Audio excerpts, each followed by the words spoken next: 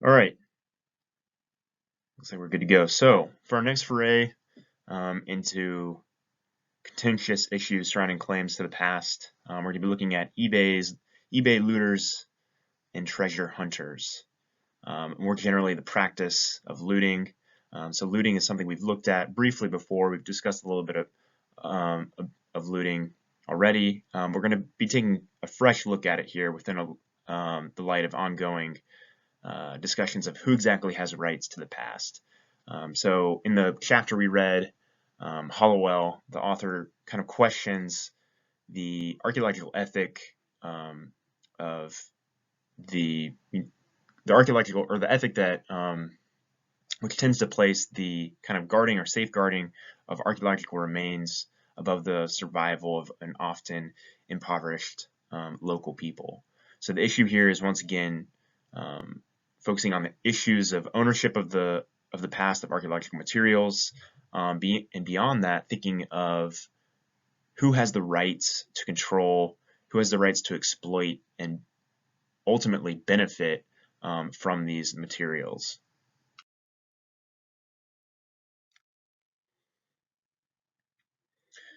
So to begin, what are the major questions that we need to address? What are kind of some of the contentious issues that we're interested in looking at?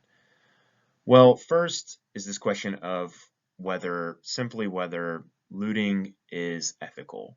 It might sound like a ridiculous question at first, but it's one we will be looking at. So I think probably our gut reaction to this question would be to say, no, absolutely not. Looting is not at all ethical. Um, but I hope that the reading we looked at gave you a kind of a fresh perspective, not necessarily one I expect you to agree completely with, but at least a perspective that introduced us to some of the more complex questions relating to looting that might kind of make us reconsider our answer or think about how we go about looking at these issues about, again, broadly speaking, who has rights to the past, who owns the past. Um, for example, questions of, just like that. Who does the past belong to? Who has rights to benefit from it? Should people who are using these finds for supposed scientific purposes have an exclusive or perhaps a greater claim than others? And then if so, why would that be? And then on the other hand, and this is really kind of the side that we're being exposed to here, is this question of whether looters have any ethical claims to owning or selling the past. And kind of an extension of that are, sorry, didn't mean to hide those from you. Are there any situations where looting is okay? Is this issue entirely black or white? Can we say in all instances that looting is unethical, or is it more of a gray area? So we'll try and dissect and look at these questions in particular again to show how that, although we may have our gut reactions and arguably for sound reasons to this question, it's important to look here at both sides of the debate and see kind of the complexity at hand.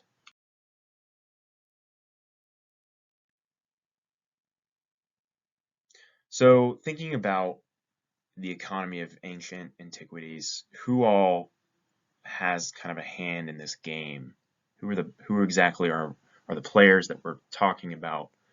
Um, so of course we've got, we're talking about looters, or someone who Hollowell and others prefer to refer to them as diggers. Perhaps the term looting or looters has a negative connotation, so we can refer to them as diggers as well. But the people who are actually going in there and extracting these materials, most often straight from the ground, right? And for some kind of economic benefit to sell them, right? To sell these artifacts. But there's other important players too, right? The next of which is the dealers or the sellers, right? So oftentimes these looters, they're not always selling the objects themselves directly to a public, there's oftentimes a middleman, and these people obviously have kind of similar interests to the looters. But I think it's important to separate them here since they do play a separate role, and the article talks about them in a way that, you know, they do have a particular role. And if we think about kind of moving on, thinking about where we're going, if we think about addressing this problem, that is a particularly really important area that needs to be addressed, is the market, the kind of the actual selling of these objects by these what are often these middlemen.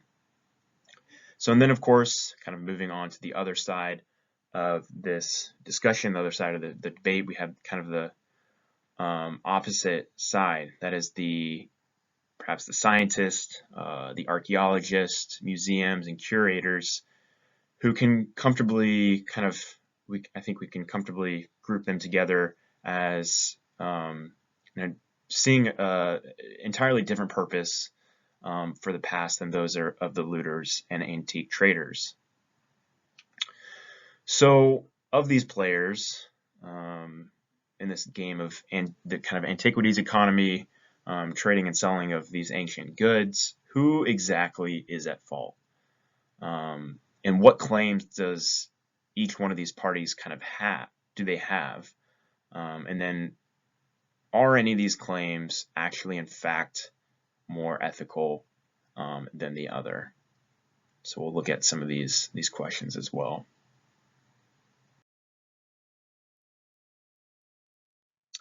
So first, let's take a closer look at what exactly looting is, at least the looting that we're going to be concerned with here.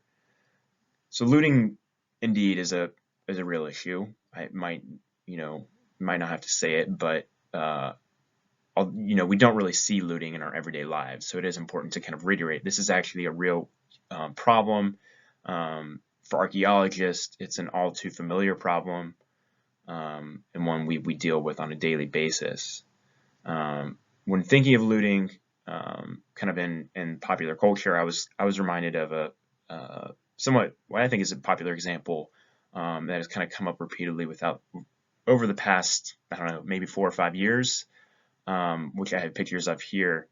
So an Egyptologist by the name of Sarah Parcak started a project called Global Explorer. And this project was designed to crowdsource the identification of looted sites across the world.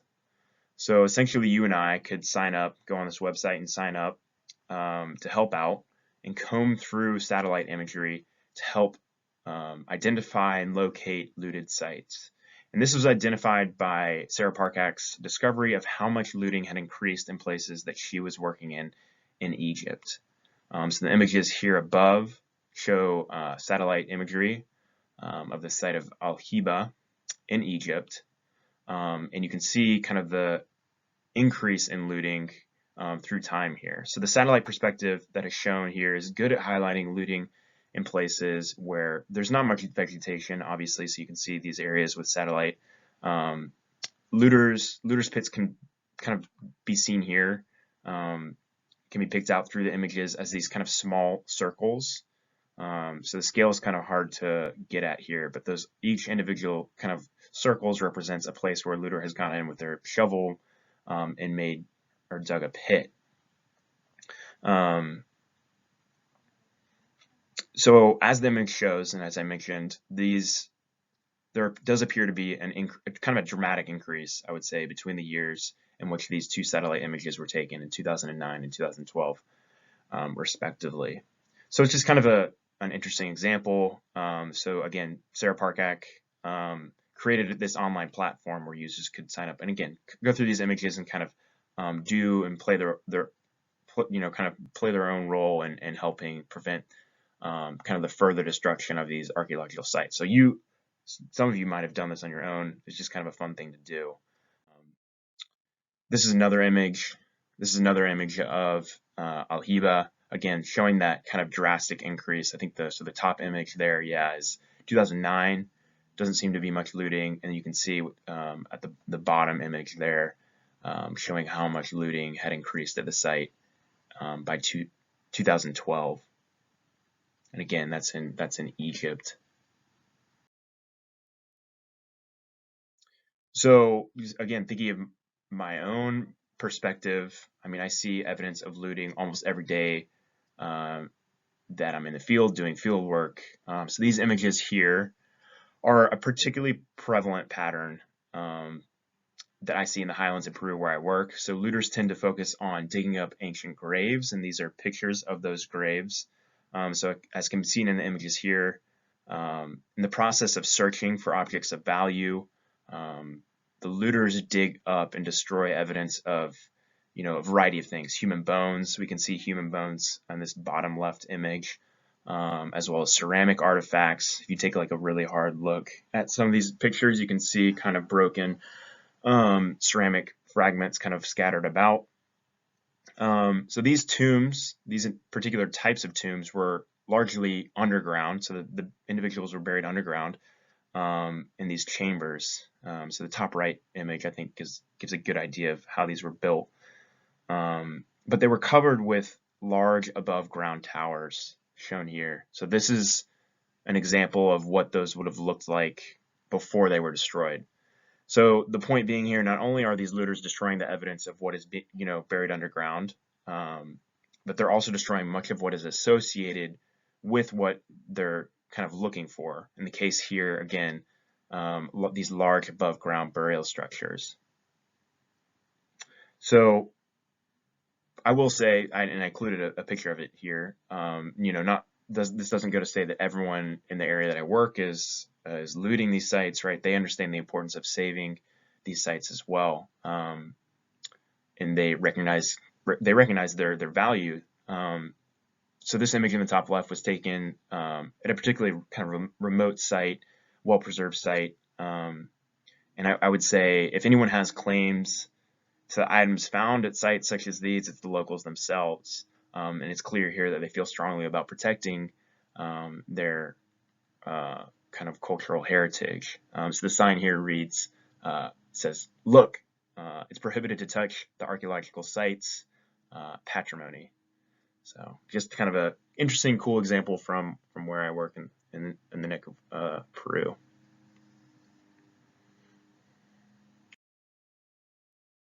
You guys to comb the internet and look for some examples of looting yourself, and I wanted to go over some of these. Some of them are quite interesting. We'll do a little bit of Antiques Roadshow here. So I'll go through these and just kind of list some of the information you guys provided. So we'll start with kind of the top left, and we'll move clockwise from there. So the first one is provided by Brianna, and was described as a Iranian stucco figure, described as similar to 12th and 13th century figures. Interesting wording there. It doesn't say it is a 12th or 13th century figure. It just says to be similar. The location that it was being sold, it was listed on Christie's auction website, and was supposed to be going for a value of anywhere from $6,000 to $10,000, I think. Yeah, I mean, I think as the case will be for a lot of these, it's really hard to tell if what we're looking at is actually, in fact, really what they're saying it is. So you kind of just have to use your best judgment. This one here definitely looks like some kind of antique, and I'm confident in saying that in some of the pictures that I don't have here, if you turn the figure around, it does actually appear to be ripped off the kind of facade of a building. But the actual date of it, I don't think there's any way for us to tell. So just not sure about the date there. Could be relatively modern, could be from the 12th and 13th century, who knows. So moving to the right is the one that Zara provided. It was described as an ancient solid gold Viking ring dated to around 950 AD, posted on an online jewelry shop. I don't remember exactly which one. And this one, similar price range, $7,500. I would say of kind of the group we have here, particularly this one seems highly suspect. I think we could easily, if we had our hands on it, we could easily prove we could prove it was gold. We could do some some PXRF analysis on it, see if it actually was gold. But then again, we have no idea if it's actually dating to the time period they're saying it is, if it's actually a Viking piece of jewelry. So Zara made a good point and pointed this out in her post, that the seller was quote unquote vetted according to the website as part of kind of these recognized groups. The Association of Arts and Antiques Dealers, International Confederation of Art and Antiques Dealers, the British Antique Dealers Association. So there seems to be some maybe legitimacy in these organizations. I don't know. That was the only one. That was kind of the only website that tried to give those kind of credentials to the seller, and I thought that was rather interesting. Continuing on to the right, Kevin gave this example of what it was posted as a North American stone. Well, it was actually listed as a arrowhead spear, which is totally incorrect. This is if anything, it is to me, it looks like a stone axe, and I can only show one picture, but it becomes clearer looking at some of the other pictures as well. This is definitely not an arrowhead. I don't know why they're listing it as such, but it could be a stone axe. No estimated date was provided. It's being sold for $43 on Etsy. This one, I think, quite possibly real. I think there's something actually intriguing about the fact that the person listing it has like no idea what they're talking about. They're just kind of selling it for, $40. It's not a huge sum of money. And this could, in fact, be, it was being sold by someone who I think was from Illinois, where you'd find these objects. So quite possibly real. There doesn't seem to be anything that's flashes at me as this is attempting to be a fake, at least. So the next example is this necklace provided by Maya, and it was described as a pre-Columbian jade bead necklace from northern South America, within a date range of 500 AD to 1650 AD. It was being sold on Paleo Direct Fossils and Artifacts for around, I think I have $3,000. I could be wrong, but yeah, somewhere in the range of $3,000. This one's interesting because jade was, in fact, a kind of highly sought after item within the Americas, particularly within Central America. You could extend that down into Northern South America. So there is potential there. The date ranges they give, 500 AD to 615 AD. I mean, that's like, to me, as someone who works in in South America, those dates kind of correspond with the rise of states. You've got the Middle Horizon states of Warray and Tiwanaku around 500 AD. So there seems to be someone who's like trying to piece these puzzles together, and it's such a wide date range that I don't know. It seems a little bit suspect. So although you do have what could be again, jade is an object that you find oftentimes in Central America, that people were actually trading and wearing and whatnot. That there's something about this that seems suspect to me. So we'll go down to this sword, which is provided by Lizzie. This is a French sword. This is a really interesting case. I think this is, if I'm remembering correctly, this case had like a paper written along with it describing everything about it. So this is a really interesting case.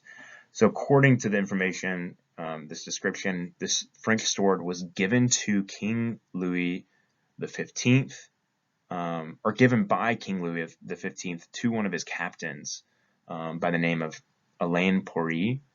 It was made in 1730, and it gives a little bit of the history of the object. The sword stayed within the family of Alain Pourri by descent until 1999. It's being sold on some website, Raw Antiques. I don't really know how to say that.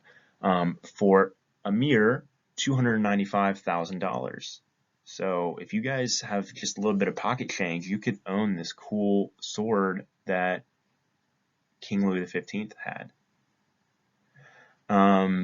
Yeah, so as I said, this artifact has a lot of information on it, so it gives this kind of confidence that it is real, or that you would at least be able to trace or verify its authenticity, right? It's giving these names, so maybe you would be able to look and see if these people actually exist, or this Elaine character, and do a little bit of investigation. I don't know. See, possibly real. That's crazy that you can buy that stuff on the internet for just $300,000. Continuing on, so Matt gives this this next example, which are various items, I believe, found in a shipwreck, described as the ship of the governor, and these were found off the coast of South Carolina. These include various items, again, a tip to a sword they described, buttons, other miscellaneous objects, supposedly from the Civil War. These are being sold on eBay for $50. Yeah, I don't know. And this might be, I would say, like, compared to the object Kevin found, something that definitely makes sense. It could be, there's probably a lot of these items along the eastern coast, places like South Carolina. Again, they're giving kind of enough information that you could do some investigation to see if this was actually a real ship. Did it sink in during the Civil War? So potentially real, I would say. And then the last item in the bottom left-hand corner is provided by Allison, and it is described as a ancient Byzantine bronze crusader royal crown, circa 600 to 700 AD, being sold on eBay just for $750, guys. Come on. So, Allison, as you point out, the Crusades didn't occur until the 11th century, not the 5th or 6th. Something suspicious going on here.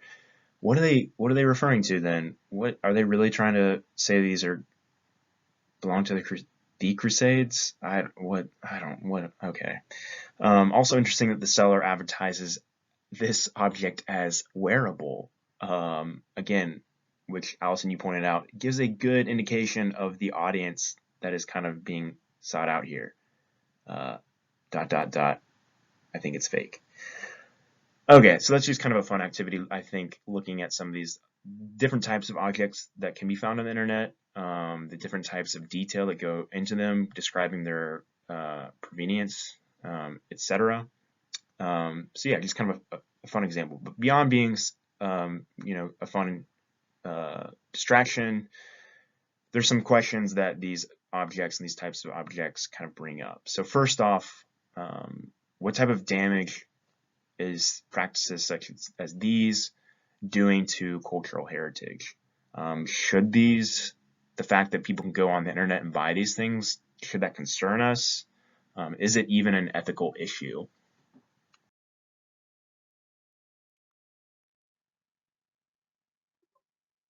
Let's see, did I go too far? No. All right. So an argument we are probably most familiar with and tend to lead toward is the idea, again, that looting is inherently or kind of straightforwardly wrong because it's destructive. So we'll start here. What exactly is destructive? What are the arguments against, and beyond just being destructive, what are generally the arguments against looting as a kind of ethical practice? So yes, it's exactly that, right? It's destructive. So how exactly is it destructive? So on the one hand, it's physically destructive to the archaeological sites. So as I mentioned previously, looting focuses on extracting the most valuable objects found within a site. And in that process, essentially destroys all non-wanted items that are kind of encountered in that process. This can be buildings that get torn apart, unwanted ceramics that are tossed aside and often left into broken pieces, human bones get exposed and scattered. The list kind of goes on and on. So basically any objects these looters are not interested in kind of taking very gently or carefully out of the ground end up getting destroyed. But beyond mere kind of a physical destruction of these items and the sites themselves is a destruction of contextual information. So context is something we discussed a little bit. Basically, context refers to where an object is found within a site in relation to other objects and spaces within that same site. And this information is important for archaeologists in that it helps us understand how that object was used in the past, what purpose it had, what significance it might have carried, etc. So looting moves objects from their primary context and thus makes it extremely difficult, if not impossible, to tease out some of these details about, again, its use, significance, etc. It's also, beyond being just simply destructive, kind of represents, or the argument is that it represents a mismanagement of non-renewable resources. So beyond the physical destruction of items, looters are not concerned with. The argument can be made that the act of looting is destructive in the sense that these looted items represent a non-renewable resource. They therefore are extremely precious and should be treated with extreme care and diligence to preserve them, and they make them available instead of to a few individuals, to a public audience. And since it is non-renewable, the antiques economy can be argued to be unsustainable and therefore a questionable means to an end that is kind of a source of financial income.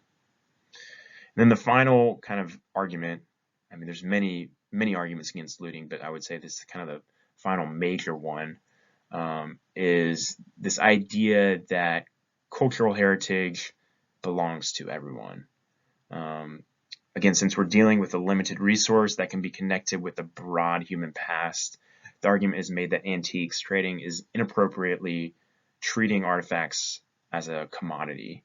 The past shouldn't be owned by individuals, it's argued, because it belongs to all of humanity.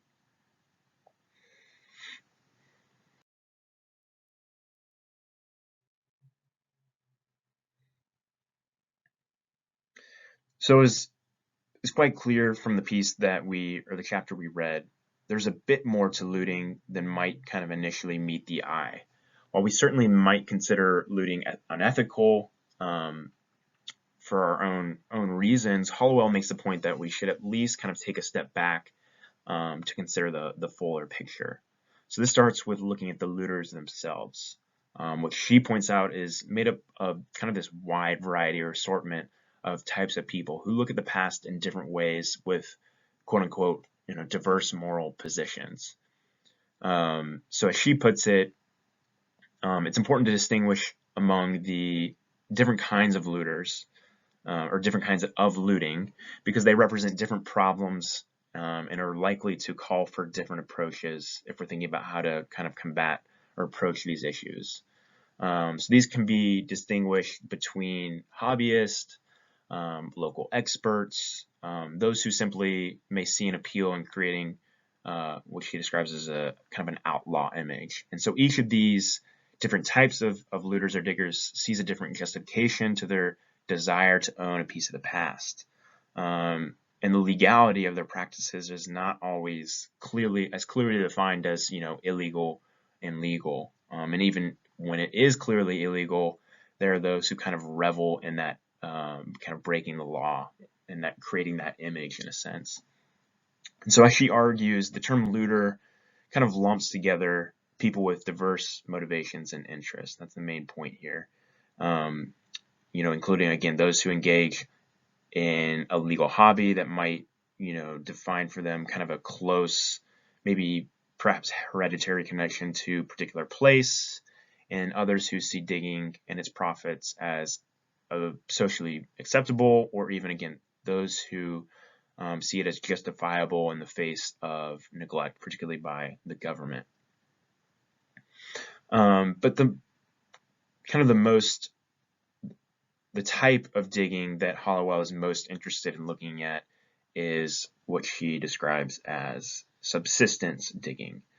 So subsistence digging refers to looting as a local response to kind of specific political or economic needs and situations, particularly within economically depressed areas where people are struggling to maintain their own livelihoods. And she gives an example, which I have a picture of here in the far right, from Alaska, where she's done some research on her own, where there's a long history of valuing archaeological materials as economic resources, specifically in areas of northwestern Alaska, where there's kind of an extensive and far-reaching legal market where archaeological bone, ivory, artifacts, different types of materials is presently sold and traded. And again, it's important to note here that these items are being dug up by the local communities themselves. It's not like you have these outsiders coming in, digging these objects up, and then selling them in these markets.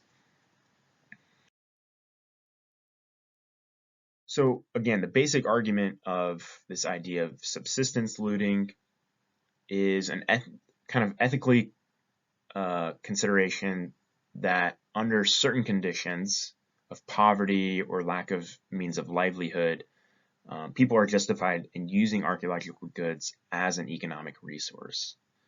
And what is important here is that you have some archaeologists, getting off their high horses and supporting this idea. And we have in the chapter we've got the chapter talks about some of these archaeologists, one of which is Sam Handy, who again is kind of the main focus of this article and starting up this kind of unique discussion about the ethics of looting. And he says, in his kind of view, a person has a right to loot and sell artifacts for subsistence purposes if other alternatives for livelihood are not available. Similarly, someone again we've talked about over the past few weeks, Cornelius Holtorf, also sees some legitimacy in this, and as he states it, many people gain legitimate benefits from the destructive practices associated with looting.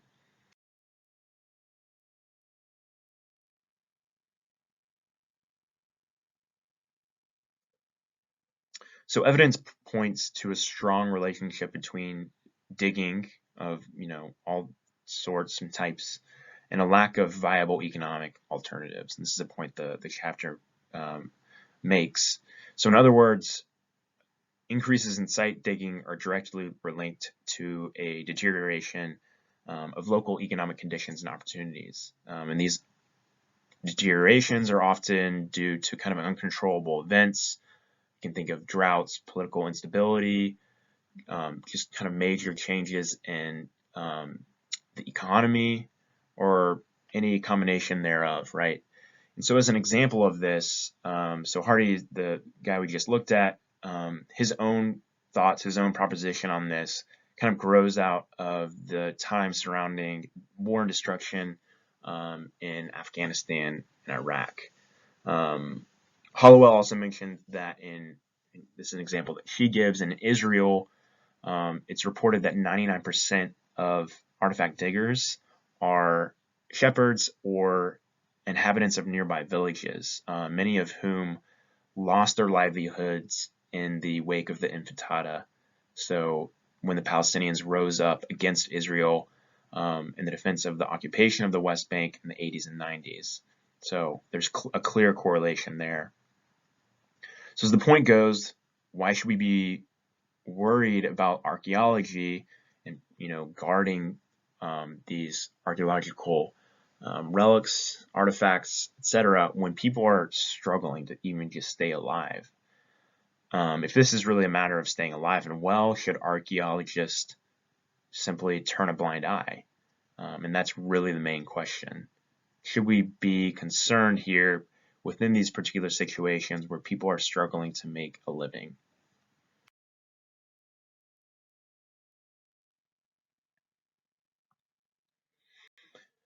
So I don't really have an answer. I think Hollowell gives a good summary of these arguments, and at least again what we should be thinking about. But we'll finish up by looking at potential solutions to this problem. If this really is a problem, what exactly should be done about it? So, kind of one hardline approach would, of course, be to making looting illegal in places that it's already, if it's not already illegal, and then going on and policing the trafficking and selling of those items, and then having consequences, serious consequences for those who are caught digging and selling. Alternatively, some have advocated for kind of a much more hands-off approach. This might entail letting the trade of antiquities go completely unrestricted, or perhaps taking out the middleman in antiquities exchange altogether. And I think these can be kind of related. And the thought here is that for both of these ideas is that you're combating the issue by driving down the desire to loot for more objects, since looters would be making more per vessel, or there would be a diminished demand in a saturated market. And these might sound good initially. You could see how that might work out initially, but I don't think I need to go into why these are bad ideas. I just think about the long term. Another hands-off approach would be to simply concede and say there's little we can do as archaeologists. It's kind of out of our power to even stop this problem, and then move on and continue doing our own thing. And I think in a lot of situations, majority of situations actually, this is probably the most popular response. It's the easiest response in a way. So I do think it's fairly common. Nope, go back.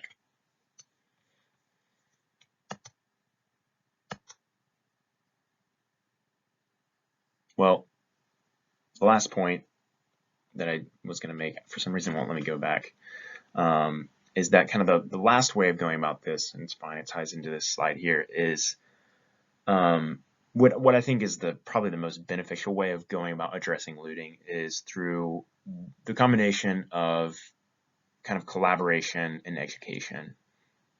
And these are probably the most responsible and effective in the long run for addressing the needs of local community, the need for their involvement and for better education. It's kind of like the only real way communities will come to, the way I see it, the only way that they'll come to kind of have an understanding and place value on their own cultural heritage is through, from the very kind of foundation, having a understanding of the process and the study of archaeology itself, kind of what is the value there. And I think this will ultimately lead to a greater appreciation of their heritage as well. There also stands the possibility that through greater involvement and higher levels of education, there's a potential for greater, more kind of long-lasting economic benefits, such as the creation of jobs and institutions such as museums, local research organizations, stuff like that. So if we are going to go on with these kind of solutions, we're going to invest in education, collaboration, which is something that we can think back and relate to our discussions of when we first got into discussions of ethics and community involvement. It's tricky. There's going to be lingering issues, and so we'll end it here by thinking about potential complications, looking into the future. So for one, education is a continual investment, and in of itself requires a lot of money. So when for example, when natural disasters do occur, particularly in these kind of third world locations where the economy is not set to withstand them, you have the kind of automatic potential to defer, for these communities to kind of defer back to the original position of looting for money. But it is a start, at least, and when I think that will be through the long run beneficial. There's also, and this is another point that Hollowell makes, is there's the potential that, and I think it's a reality actually, is that archaeology encourages looting, period. Just the presence of archaeology, an archaeological project can unintentionally, it almost always stimulates local interest. And with that, you see an increase in looting. So people will be interested when archaeologists come in. These archaeologists are almost always foreigners. If they're not, even in situations, okay, I'll think of Peru. They're not locals, but they could be people from Lima, these big cities. inherently almost always foreigners who are bringing in lots of weird and exotic equipment come in and start digging into the earth and looking for things, right? So even if you do have collaboration, you tend to see, just by the nature of having these projects, incidences of looting go up. So clearly, I'll just end it there and say, archaeologists have kind of the issues cut out for them. I think there's certainly a route to improve this the issue of looting, and how we can think about how we can address it through education and collaboration, so that through time, I think will kind of allow us to convince communities that archaeology is potentially beneficial for everyone. All right.